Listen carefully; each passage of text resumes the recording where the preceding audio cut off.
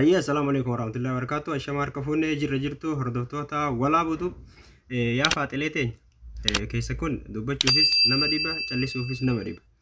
Namni waan hin beekne tokko beekarraa gaafatee barachuun rakkoon qabu hayyummaadha. Akkamitti gaafatti jechuun hin danda'amu. Wanni isin gaafattan ammoo nama ajaa'iba. Callisuu illee nama rakkisaa jechuudha gaafin isin gaafattanii. Ammoo akkamitti waan hin beekne takka nama gaafattee barattee jechuun hin danda'amu. Waan hin beekne takka waan fedhe maan taane waan hin beekne nama beekurraa gaafattee barachuun sirriidha rakkoo takka hin qabu. Haa ta'u garuu gaafin keessan ka ajaa'ibaati. Mucaan nama maal gaafatti? Mucaa tokkotu intala takka fuudhee durbummaa irraa fudhachuu dadhabee booda obboleessatti waamanii obboleessu durbummaa irraa fudhatee jetti. Mee kana dhageeffannee booda yaada kiyyeessinii kenna. Fuudhe kun yoo garuu dhifama na garte durbummaa yoo irraa fudhachuu hin danda'ini. Durbummaa ishee kana irraa fudhachuu yoo hin danda'ini nama aantota isaa kan abbootiin jara sanniin lamaa hin gara'a. Abbootiin isaanii lameen obboleeyyanii. Akkasuma. Miciyoo tana kannanii. Abbootiin jaraa lamaan obboleewwanii miti sheek. Dhiiraatu obboleeyyanii. La dhiirrillee obboleewwan waliin dhalatte osoo hin taane abbootiin jaraa lamaan gara abbootiin dhiira kanneen lamaanii garaadha. Abbootiin dhiira lameenii obboleeyyanii. Gara. Eeywa. Haya, miciyoo dubartii takka immoo gurbaan fuudhee dubrummaa irraa fuudhuu dadhabe. Durbummaa fuudhuu dadhabe. Ayyee. Durbummaa irraa fuudhuu dadhabnaani obboleessa isaa kan mana ka adeera isaa kanaayin kan irra jabaadha.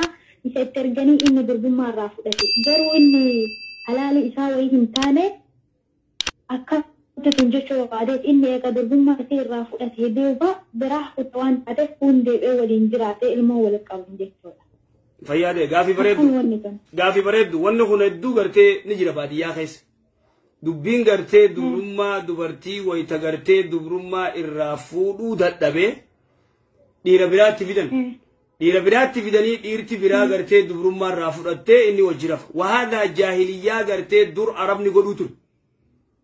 Jaahiliyyaa dubartiin takka gartee dhiira 10 hojii halkan tokko raftee bishaan kakamii akka ilmootti hafeen beeytu gizee gartee ilmoon itti haftee eega deeyse booda dhuftee kurnanuu yaamtee kaabaluuti itti kakeessaa dasisi jee gartee itti ciirkifti jechuudha. Kun amma intala takka gurbaan tokko dubrummaa irraa fudhachuu yoo dadhabe akka ta'etti yookaan dawaa gartee godhaniifi wallaananiituma gartee dubrummaa abbummaan nikaa godhate halaal kun irraa fudhachuu qaba malee wannummaan gartee kabiraa fidanii kun wayii gartee kattees korbeessa gartee ree biraata wababsuuttaan intaan wanni kanaan daleetu kuni haraam callaa namni biraa dhufee zinaatti godhee dubrummaa irraa fudhachuun wahaadaa laysa min ash-shari'a wahaadaa mamnu'a kun hedduu gartee ni dalagama wanni kana ni dalagama jaahiliyyaa hatta al'aan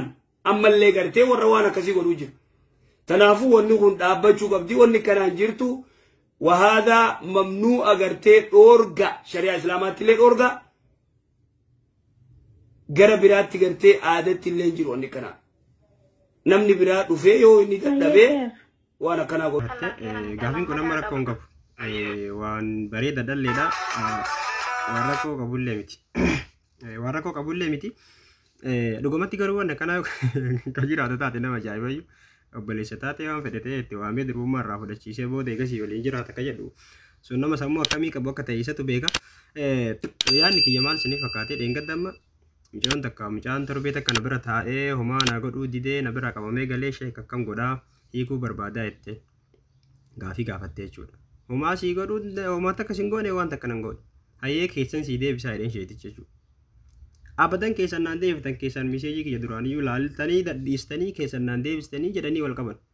Maal yaa faatee kana hunda maal kana hunda sheetichiyuu saalfatee keessan sii deebisa jedhaan isin ammoo abadan maa sheen biraan jiru beekan ka akka sheen war ka fedhi jira bar.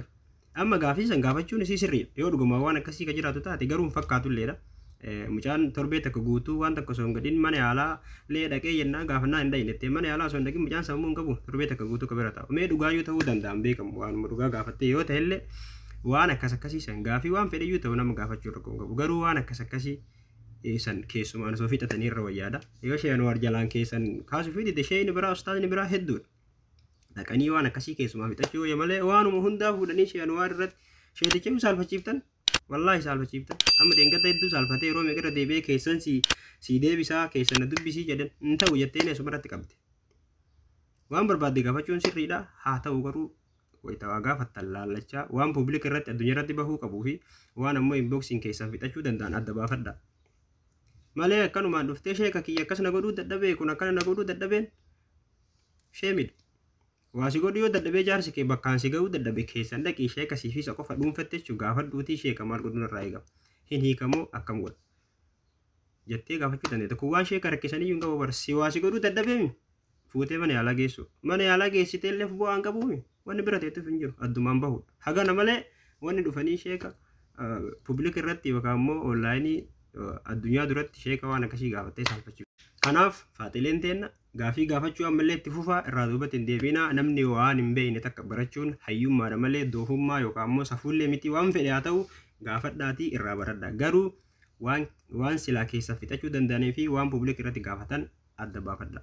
Waan akkanaallee public irratti gaafachuu illee gara tokkoon bu'aa ni qaba. Maaliif namni akkasii jiraachuu danda'a irraa barataa jedhamuu ni danda'a.